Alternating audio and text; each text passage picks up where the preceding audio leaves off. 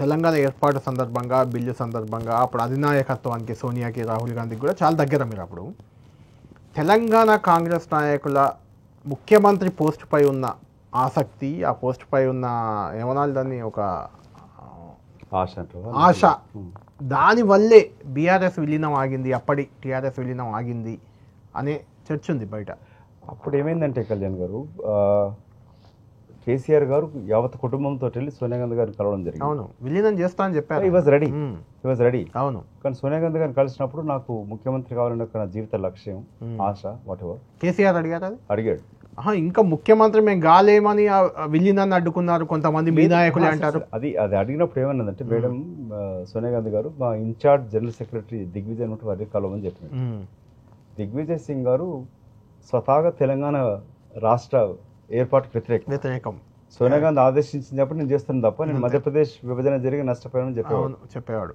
So అతను వెళ్ళి కలిసినప్పుడు ఇతను నిన్న కేసీఆర్ గారి యొక్క సమావేశం దిగ్విజయ్తో జరుగుతుంది. అతను సమావేశమైన నెక్స్ట్ డే విజయశాంతి గారు BRS MP TRS party Aravind Reddy MLA ఇద్దరు కాంగ్రెస్ లో చేరారు. అవును, ఆబ్వియస్లీ రాంగ్ స్ట్రాటజీ. కేసీఆర్ గారు నేను నా పార్టీ విలీనము అలయన్స్ రెడీ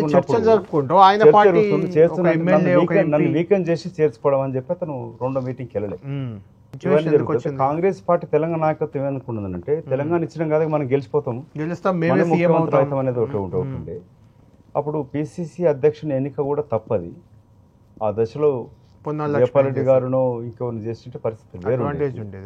కొన్ని రాజకీయ ఎత్తుగడల్లో తప్పులు జరిగినప్పటికీ కాంగ్రెస్ పార్టీ అధికారం కోల్పోవడం జరిగింది తెలంగాణ ఇచ్చినాక కూడా 2014. సో దానికి ఎన్నో కారణాలు ఉన్నాయి, అవన్నీ మీకు కూడా కొన్ని తెలుసు. సో దానికని చెప్పి రాలేదు. కానీ తెలంగాణ రాష్ట్ర అదొక కారణం అవుతే, రెండవది కేసీఆర్ గారు మీరు ఒకటి గమనిస్తే తెలంగాణ నేను తెచ్చిన నాకు కోట అని చెప్పి అడగలే.